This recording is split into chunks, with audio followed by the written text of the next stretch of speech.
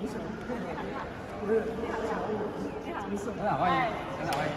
谢谢大家。没有，最高在那个回人187，183而已。人家说我是台南人的女儿，我说不是，我是台南人。我爸爸是仁德，妈妈是归仁，所以我是100%的台南人。我现在娘家还在台南啊，我每个礼拜或2个礼拜一定要回来一次，因为父母亲都还在台南。然后我是台南女中毕业，辅仁大学毕业，中正大学法研所，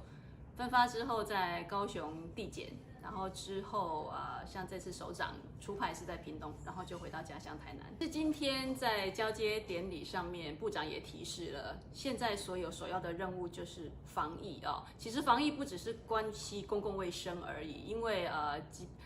即使是司法警察机关或是我们检调机关，我们这个地检署都有很多防疫要注意的地方哦，等等不管是有关一些刑事犯罪，或者是我们的机关也不能成为防疫的破口等等的，这些都非常重要。所以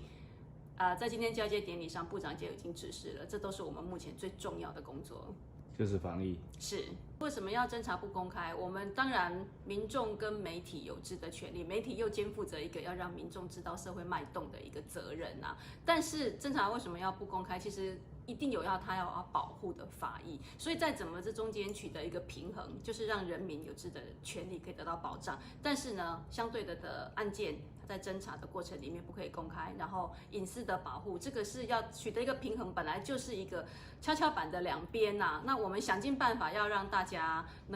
也能够知道应该要知道的事情，但是又不妨害当事人的权利，我们尽量在做。那也希望媒体朋友能够帮忙，我们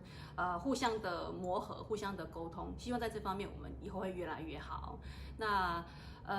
我想不要说警方把责任推给我们检方，事实上警方确实是必须要尊重我们检方给他的一些指导啦，所以我们也不会把责任都推给警方啊，我觉得这样对他们也不公平，因为我们希望他们来遵守的话，那我们自然要负起一些指导跟沟通的责任啦，所以说都怪警方这样也不对啦。那至于我们这边哪里做得不够好，我相信以后我们越来越磨合，那